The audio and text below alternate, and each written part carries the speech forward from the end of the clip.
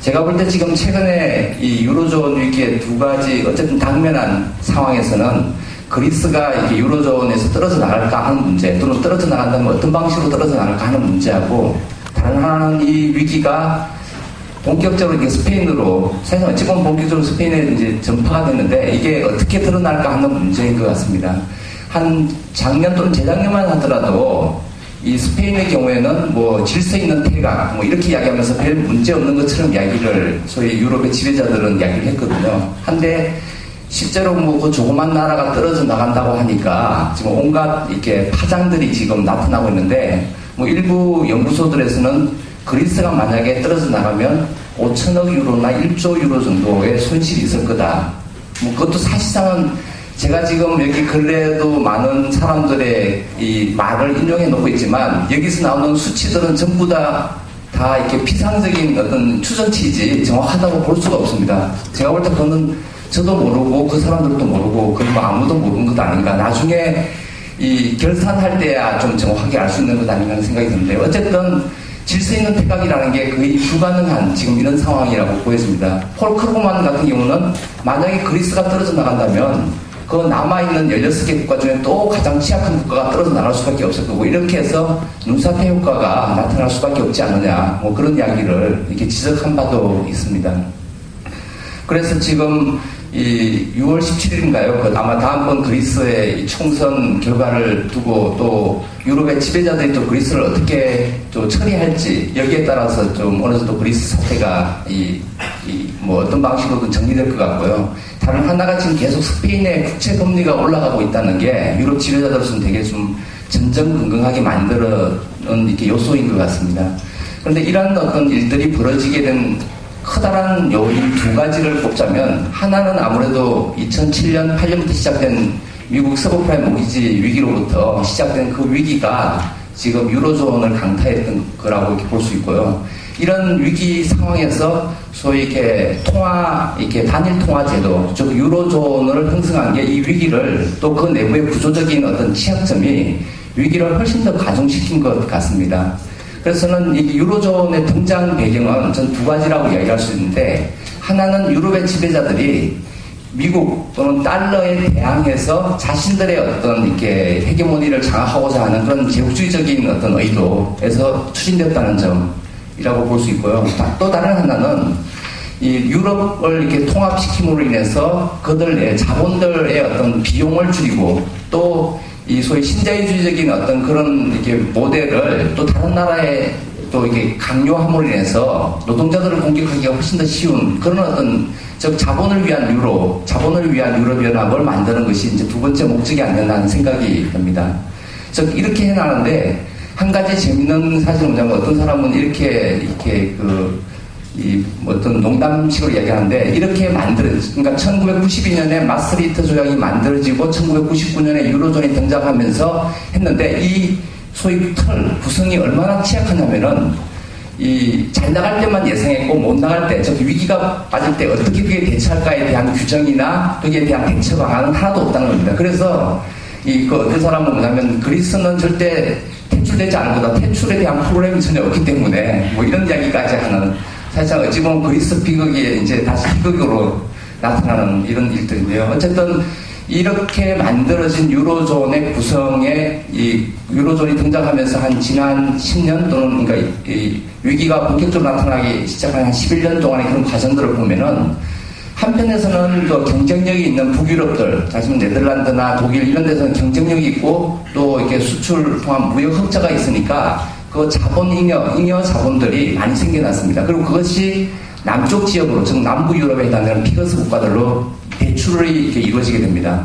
왜냐하면 단일 통화를 유지하니까 갑자기 신용 등급이 높아졌던 그리스나 포르투갈, 뭐 아일랜드 같은 데서는 정말로 저금리로 대출을 이렇게 돈을 빌릴 수 있었기 때문에, 그렇게 돈을 빌려서 예를 들면 그리스 같은 데는 뭐 올림픽 한다고 이렇게 우주에서 레이저 이렇게 광선 쏴가지고 막 불꽃을 튀기고 하는 뭐 이런 일까지도 막 하고, 이 국채를 발행하는데 골드만삭스가 뒤에서 해가지고 이렇게 온갖 수수료들 엄청나게 챙기고 이런 일들이 막 벌어졌었던 거거든요. 그 때문에 겉으로 이야기하는 뭐 복지 비용 때문이라는 건 순전한 거짓말입니다. 그 남부 유럽 국가들의 어떤 복지 수준은 북유럽보다 훨씬 더 낮거든요. 그리고 OECD 평균보다도 낮습니다. 그런 점에서 보면 복지 문제가 아니라 오히려 다른 데 있다는 걸 이렇게 알 수 있는데요. 어쨌든 이렇게 한쪽에서는 그 자본잉여들이 남쪽으로 내려오면서 이 남부 유럽 쪽에서 그 대출받은 돈들을 사실상 투자를 하려고 하는데 투자는 이윤이 나와야 되지만 이윤이 안 남기 때문에 어디로 갔냐면 다 부동산 쪽으로 갔습니다. 그래서 부동산 건설 뭐 이런 쪽으로 많이 갔고 그래서 2007년에 서브프라임 모기지 위기가 터졌을 때 가장 먼저 희생양이 됐던 게 바로 아일랜드였던 거고요. 그 다음에 지금 제가 눈여겨봐야 된다고 하는 그런 국가가 스페인인데 이 스페인의 경우에는 이 소위 그 저축은행들 그러니까 지역에 있는 저축은행들이 그 돈들을 이렇게 대출을 해주고 그 대출받은 그 사업자들이 주택을 짓고 해서 이렇게 하는데 주택 경기가 2007년 이후에 완전히 냉각되면서 이 부채가 이렇게 많이 늘어나고 하는 지금 이런 상황이거든요. 그리고 유로존으로 통합되면 아마 유럽 전체가 다 함께 동반 성장하고 동반해서 잘 나갈 거라고 했는데 실제로 전혀 그렇지가 않았습니다. 오히려 이 한쪽은 더 잘 나가고 다른 쪽은 오히려 훨씬 더 이렇게 못 나가고 있어서 다시 말하면 유로존 국가들의 어떤 불균형이 계속 심화되는 방식으로 이렇게 나가게 됐습니다. 그러면서 심화되는 걸 이 북유럽에 있는 자본들을 대출받아서 그 심화되는 저 불균형을 가려주는 일들이 이제 몇 년 동안 지속되다가 그게 이제 계속 유지될 수 없어서 터졌다고 이렇게 볼 수 있습니다. 그 때문에 지금 이런 어떤 유로존의 위기에 대해서 지배기업들은 우선 모든 어떤 임금이든 연금이든 모든 것들을 삭감하고 재정 긴축하고 뭐 등등 이렇게 하라고 이야기를 합니다. 그래서 마스트리히트 조약에서 주되게 결정된 바가 유럽 중앙은행을 만드는 것, 그 다음에 이 유로존에 들어오기 위해서는 이 재정 적자 비중을 GDP의 60%로 또는 부채 비중을 GDP의 3% 이내로 줄여야 된다라고 이게 그렇게 유지해야만이 들어올 수 있다고 했는데 그래서 처음에는 그리스는 들어오지를 못했다가 2001년에야 이제 나중에 들어가게 됐던 거거든요. 그런데 이렇게 통합을 했지만 아까 말한 대로 그 각 나라들, 즉 뭐냐면 독일이든 뭐 네덜란드든 이런 북유럽 국가들과 남유럽 국가들의 재정 통합까지 나가지 않고 오로지 통합 등도만 이루어지다 보니까 자신들이 뭐냐면 이 그 부채를 그 국채를 많이 발행해서 뭐 낭비적인 요소에다가 투자를 할 수 있는 그런 여지들이 충분히 존재하는 겁니다. 그 때문에 이 통합만 가지고는 이 완전하게 통합을, 그러니까 경제를 다 이 통합시킬 수가 없었던 거고, 그 불균형이 이렇게 계속 나타났던 거죠. 그 때문에 이러한 것을 해결하기 위해서 지금 재정 적자 비중을 줄이고, 뭐, 이렇게 온갖 이 감축을 하고 등등 삭감을 하고 하라고 하는데, 실제로 이런 과정들을 지난 2, 3년 동안 진행해 왔지만, 그 결과를 보면은, 제가, 223쪽에 이 표가 있는데요. 이런 어떤 이 지배자들이 추진하는 어떤 정책들, 다시 말하면 적자를 줄이기 위한 온갖 노력들, 감축, 그 다음에 뭐 등등을 하는 이런 노력들이 사실 효과를 전혀 보고 있지 못하다는 게 이 그래프에서 드러납니다. 하나는 뭐냐면 오히려 그 피거스 국가들의 GDP 대비 국가 부채 비중은 오히려 더 늘어나고 있는 게 지금 나타나고 있습니다. 그 다음 두 번째로는 이렇게 해서 뭔가 유로존 국가들이 성장을 해야 되는데 오히려 성장률이 급격하게 떨어지고 있다는 게 드러나고 있습니다.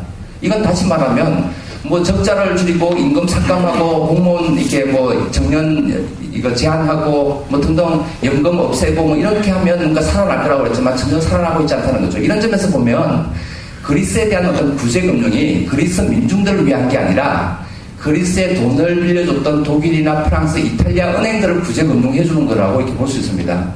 사실 구제금융을 하면 뭐 몇천억 유로가 또는 그러니까 몇백억 유로가 그리스에 오지만 그대로 그리스 은행에 짝 찍고는 그대로 뭐냐면 그 은행에 돈을 빌려줬던 이렇게 유럽 다른 나라 은행들로 다 가게 되거든요. 그러니까 사실상은 그리스에 대한 구제금융이라기보다는 그리스에 돈을 빌려줬던 나머지 채권 국가들 또는 채권 은행들에 대한 구제금융이라고 이렇게 볼 수 있습니다.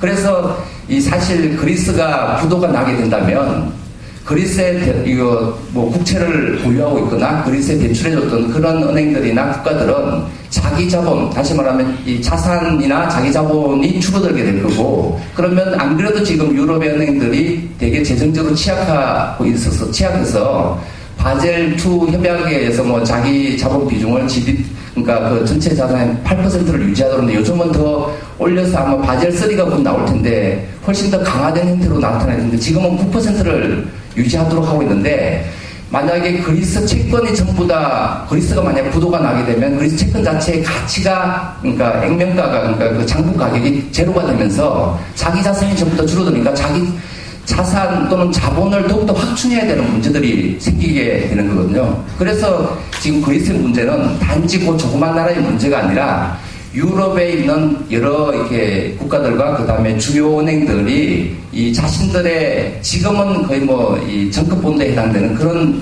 것을 구제금융을 계속해서 정급본드에서 이제 돈을 뭔가 좀 일부라도 회수하기를 바라는 지금 이런 과정들이 지금 진행되고 있는 거지 어떤 그리스의 민중들이나 또는 뭐 이탈리아나 아니면 스페인 민중들의 어떤 이게 지금 생활 이런 게 고민이 있는 게 전혀 아니다라고 이렇게 말씀드릴 수 있을 것 같습니다. 그 다음에 두 번째 방식은 뭐냐면은 이렇게 하다가도 도저히 안 되니까 이제는 뭐냐면 재정안정기금 아까 유럽 재정안정기금을 통해서 처음에 2,500억 유로로 시작했다가 그것도 안 돼서 지금 7,500억 유로로 올렸는데도 이것도 모자라서 지금 1조 유로 또는 2조 유로로 올려야 된다라고 이야기하는데 이것도 지금 그 해결책이 전혀 아니라고 이제 이야기를 하고 있거든요. 그래서 두 번째로 지금 하고 있는 게 이 장기 대출 프로그램을 즉 뭐냐면 유럽 중앙은행이 각국의 국채들을 이렇게 전부 다 매입하고 이 매입한 것을 담보로 해가지고 또다시 그냥 돈을 빌려주는 이런 방식으로 지금 추진하고 있습니다.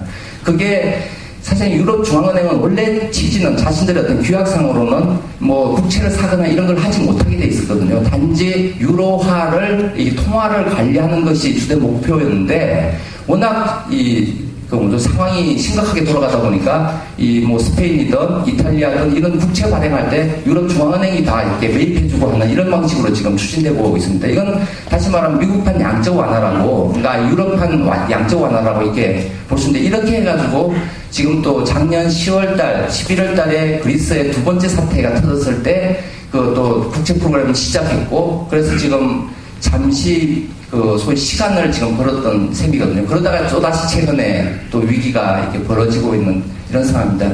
그래서 이것을 해결하기 위해서는 뭐 유로본드를 발행해야 된다고 하지만 유로본드의 발행은 즉 유로화를 쓰는 나머지 모든 국가들이 이 채권 발행에 대한 부담을 보정을 쓰는 것이기 때문에 자연스럽게 뭐냐면 뭔가 이 경제력이 있는 독일의 부담이 훨씬 더 클 수밖에 없거든요. 지금도 유로존에 한 25%의 지분을 갖고 있기 때문에 그러면 자연스럽게 뭐냐면 독일의 자본이나 독일의 은행들은 채권을 발행하려고 할 때 그만큼 예전보다 금리 비용이 더 비싸지니까 자신들 다 반대하는 거죠. 그러니까 메르켈은 계속 유로본드 발행에 대해서 이렇게 반대하는 거고 그런데 앞으로 만약에 더 하게 된다면 사실상은 재정통합까지 그러니까 하나의 어떤 단일한 국가처럼 나가야 되는데 제가 볼 때 그렇게 될 가능성은 각 국가들의 어떤 국민국가로 여전히 존재하는 마당에서 그렇게 가긴 힘들고 또 유로본드다 전체적으로 뭔가 부담을 지는 방식은 그 비용을 누가 부담할 것인가의 문제 때문에 갈등을 계속 불러일으키면서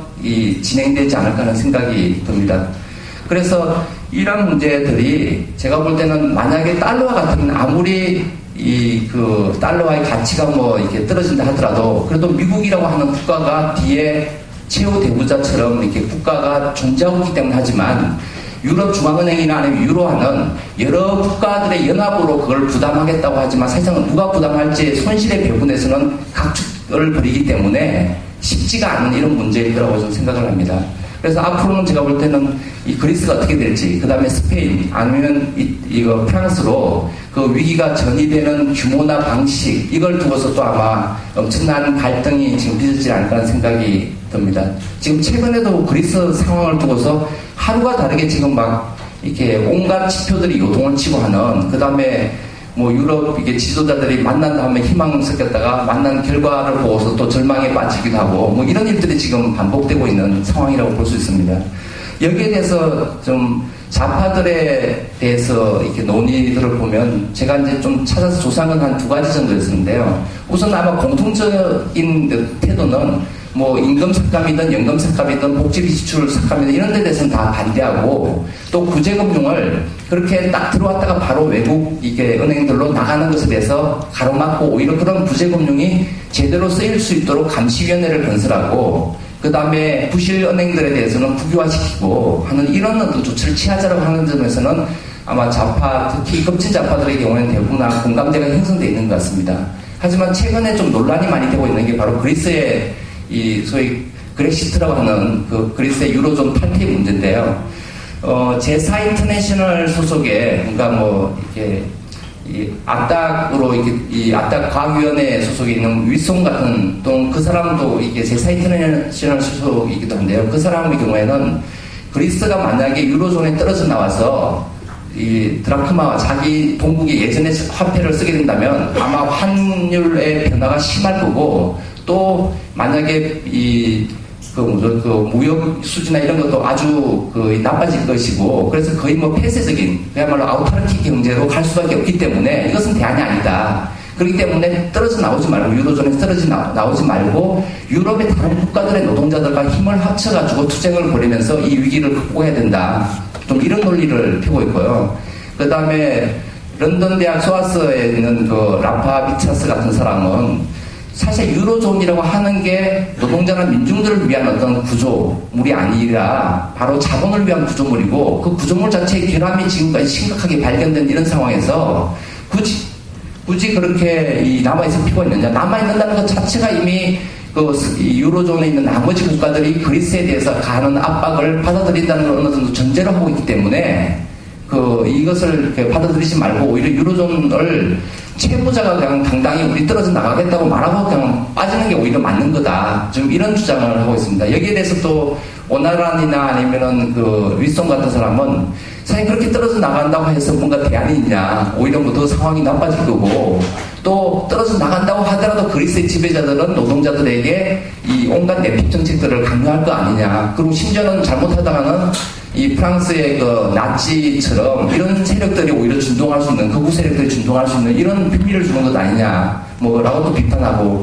너가 말하는 라파 비차스는 너가 말하는 그런 식의 이걸 국제주의라고 볼 수 있느냐, 또 극우 세력들의 어떤 빌미를 주는 것라고 해서 그것을 그냥 현실적으로 된다고 이렇게 보장할 수 없는 것 아니냐, 이런 식의 논쟁들이 되고 있는데, 아마 제가 볼 때는 이 채무자들이, 그러니까 다시 말하면 그리스의 민중들이 세상을 떨어져 나가는 방식으로 가야 된다고 저는 생각을 하는데요. 최근에 워낙 겁을 주고 있기 때문에 지금 그리스의 좌파연합 세력들이 요번에 표를 많이 얻고 해서, 하지만 이게 연정은, 그러니까 정부를 구성하지 못했지만 그 세력들이 다시금 유로존에 잔류하기를 희망한다라고 하는, 이제 그런 압박을 받아서 희망한다라고 하는 그런 이렇게 발표를 하긴 했는데요. 제가 볼 때는 아마 떨어져 나가고 온갖 이게 채무에 대해서 지불 중지를 선언하고, 또 국유화, 은행들 등등에 대한 국유화를 하고, 그 다음에 생산수단에 대한 통제를 하고 해서 이렇게 나가는 게 하나의 어떤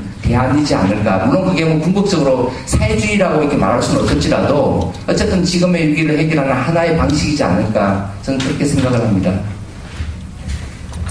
네. 헷갈립니다.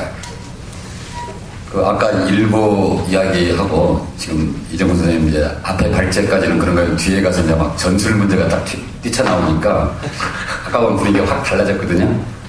저는 이게 현실이라고 봐요. 정말 이 문제에 대해서 우리가 어떻게 할 거냐라고 하는 점에 전 세계에 지금 많은 이후 향방이 달려있다, 이렇게 좀 보여지고요.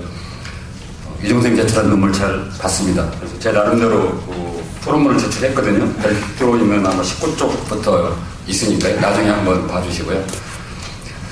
크게 세 가지 부분으로 재구성해서 좀 제가 토론을 하고자 하는데, 아까 이정훈 선생님 앞에서 유로존의 그 내부 상황, 동향에 대해서 이렇게 진단하신 거에 대해서는 특별한 이견이 없어서 그 부분은 충분히 그 자체로는 동향이니까 공감할 수 있다, 이렇게 보여지는데, 첫 번째 부분에서 이제 어쨌든 유로존을 분석하는 데 있어서 그리스나 스페인, 어쨌든 피그스 국가들의 동향이 어떠냐도 굉장히 중요하지만, 그에 앞서서 중요한 건 유럽 지배제도, 특히 독불 제국주의. 그러니까 어떻게 할 거냐.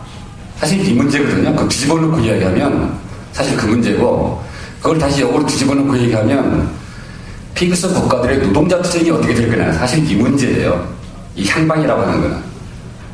그러니까 이것이 유로존이 예컨대 하나의 공화국으로 묶이느냐, 아니면 거의 그와 비슷한 정도의 어떤 정책들 도입, 유럽 본도도 한 예가 될 수 있고 여러 가지가 있을 수 있겠는데, 그거 다 지역적인 것들이고, 그 전에 유로존 탄생 배경과 관련해서 이정훈 선생님이 결정적으로 지적하셨던 제국주의적 기획과 신자유주의화 이 부분 전적으로 동의하고 공감을 합니다. 그러니까 유로존이 어떤 진보적인 것이 아니다라고 하는 점에서 공감한다는 거죠. 그런데 그럼에도 불구하고 제국주의에 대한 개항, 그러니까 미국이겠죠 아무래도 유럽이 어떤 그 역사적으로 쭉 해왔던 그 과정과 관계없이, 그러니까 유럽 경제나 이렇게 될 때까지는 뭐 일본도 당시로서는 제국주의적 부분이었기 때문에 사실 독불 제국주의가 그 부분에 대해서 어떻게 대응할 거냐라고 하는 측면에서 불가피한 측면도 있지만 더 중요한 건 역사적으로 봤을 때 이게 자본의 입장에서도 그렇게 능동적인 대안이 아니에요. 처음부터 유로존 자체가 불가피한 자구체 대안이었다는 거죠. 그건 1970년대 이후 등장한 신자유주의의 등장 배경하고 똑같습니다. 그러니까 아까 우리가 68 혁명과 관련해서 공황이었냐 아니었냐 뭐 이런 얘기가 좀 잠깐 나왔었는데 자본의 어떤 위기 극복을 위한 신자유가 등장하면서 그뒤 세계자본주의가 몇 가지 취하는 제도들이 있습니다. 첫 번째 WTO 도입이죠. WTO 제대로 이루어지지 않았어요. 그 다음에 WTO와 함께 진행됐던 것이 이제 지역 블록화입니다. 나프타가 가장 먼저 시작이 됐고, 그런 과정에서 이제 그 유럽이 말하자면 유럽 경제연합이라고 하는 이런 부분으로 블록화를 하죠. 그리고 더 나아가서 오늘날 위기의 그 원천이 되고 있는 이른바 금융위기인데, 잘 아시는 것처럼 이게 엄청난 거품 경제 아니었습니까? 부채 경제를 계속 유지해왔던 거죠. 그러니까 WTO라든가 블록화라든가 금융화라든가 이 부분들이 신자유주의와 함께 맞물려서 자본이 위기를 불파하기 위한 불가피한 그런 과정에서 말하자면 오늘날 유로존까지 온다라고 하는 점을 좀 볼 필요가 있다. 이 점이 이제 조금 빠지는 것 같고요. 제가 윤선생 그래서 그다음에 독불 제국주의들의 어떤 그런 그 상태로 봤을 때 어쨌든 유럽 연합이 됐던 유로존이라고 하는 형태로 독일과 그 프랑스가 이걸 형성하지 않았다면 자기 앞마당도 다 뺏기는 거예요. 미국이 됐든 당시 일본이 됐든 아니면 최근에 중국이 됐든 다 날아가는 거거든요. 그러니까 이거 묶어둬야 돼요. 그들 입장에서는. 그랬을 때 이 유로존의 향방과 관련해서 독일과 프랑스의 어떤 그 최근 잘 아시는 것처럼 올랑드 등장 이후에 지금 갈등을 일정 빚고 있고 그뿐이 아닙니다. 둘 사이의 갈등만이 아니고 전 세계 지금 자본가들이 압력을 넣고 있어요. 일정하게 독일을 향해서 오히려. 독일 좀 책임지라는 거죠. 왜냐하면 그렇지 않으면 유로존의 위기가 유로존에서 끝나는 게 아니고 이게 전 세계 위기로 곧바로 비화되기 때문에 사실 이거는 지금 제국주의 간의 지금 경쟁입니다. 그래서 어떤 제국주의가 더 힘을 가지고 이 문제를 밀어붙일 거냐. 이 점이 유로존에 있어서의 현재 위기에 주요하게 우리가 봐야 될 측면이 아닌가. 좀 이걸 좀 말씀드리고 싶고요. 그 다음에 이제 그 두 번째 아까 그 부분과 관련해서 핵심적으로 그 현재 내부 그리스를 중심으로 하는 그 내부와 관련 전술적인 문제로 곧바로 좀 들어가서 말씀을 드려볼게요. 이정훈 선생님은 이제 여러 그 현재 논의되고 있는 그 과정들을 종합적으로 소개해 주시면서 결론적으로 그리스 노동자들이 유로존 탈퇴를 정책 방향 또는 전술적 이 부분으로 설정하는 것이 옳지 않느냐 이렇게 제시를 하고 있습니다. 이제 이 부분에서 저하고는 좀 그 견해 차이가 있는데요. 그 견해 차이와 관련해서 좀 말씀을 드리면 말씀드리기 전에 좀 미리 말씀드릴 게 한 가지가 있어요. 사실은 뭐냐면 유로존 탈퇴냐 아니냐는 쟁점이 아니에요. 농작의 입장에서 봤을 때는. 근데 불가피하게 쟁점으로 돼 있죠. 이 프레임을 어떻게 농가들이 깰 수 있느냐가 관건적인 저는 문제라고 보거든요. 유로존 탈퇴 여부는 사실 지배계급의 프레임이거든요, 지금. 늘 모든 것을 지금 장식하는 게 늘 그들이 하루가 지나게 누가 어떻고 유로존이 어떻게 될 거냐, 뭘 거냐, 지금 이렇게 되는 건데, 농작계급의 그 자본가 계급의 그 프레임에 갇혀버리면 정말로 힘들어진다라고 하는 거죠. 근데 아직 현실적인 그 힘이 없기 때문에 불가피하게 그 프레임 안에 일정 정도 어떤 입장과 태도 또는 전술을 가질 수밖에 없어요. 그러니까 큰 틀에서 보면 유로존 탈퇴냐 아니냐가 결정적인 쟁점이 될 수 없고 쟁점이 아니다. 비록 유로존이라고 하는 것이 아까 말씀드렸던 자본의 프로젝트는 분명한 사실이지만 농자 계급에도 현실이에요. 가령 한국에 지금 원화 현실입니다. 이 원화 없앤다고 무슨 뭐 달라질 거 하나도 없거든요. 자본주의 그대로 놔두면 딴 걸로 바꾼다고 해서 문제가 달라질 거 하나도 없어요. 문제는 자본주의죠. 그러니까 유로존 탈퇴냐 아니냐가 핵심이 아니고 자본주의가 핵심적인 문제인데 과연 그 부분을 어떻게 극복하고 해서 나갈 수 있느냐. 그 다음에 이런저런인데 그 중간적 지점으로서 불가피하게 유로존 탈퇴 문제를 어떻게 해볼 거냐. 이 문제가 이제 주요한 쟁점으로 현재 등장이고 등장할 수밖에 없다. 이제 이렇게 본다는 거죠. 그러니까 그런 점에서 이정훈 선생이 이렇게 유로존에 남아있어야 된다라고 하는 것에 논자들의 어떤 논리를 쭉 갖다 붙이고 또 유로존을 탈퇴해야 된다라고 하는 논자들의 논리를 갖다 붙이는데 저는 나름대로 그 부분을 세 번째 부분에서 재구성을 다 해놨어요. 그러니까 나중에 한번 읽어봐 주시면 제가 어떻게 그 문제들을 재구성하고 있는가가 아마 보여질 겁니다. 그래서 유로존 탈퇴 여부가 어쨌든 그런 아까 말했던 거시적인 또는 유로존 자체의 어떤 지배계급과 이 부분에서의 관계성. 재구성된 거 한 2분 동안 설명을 드리겠습니다. 2분 드릴 테니까. 아니 제가 뒤에 2분을 할 게 있어가지고. 궁금해하실 것 같아요. 아 그러세요? 예. 그러니까 방금 들은 것처럼 가장 첫째는 유로존 탈퇴냐 아니냐가 쟁점이 아니도록 빨리 그거를 돌파하고 극복할 수 있는 그러면 탈퇴냐 아니냐를 넘어서는 대안이 있어야 되거든요. 정책 방향, 대안이 있어야 되거든요.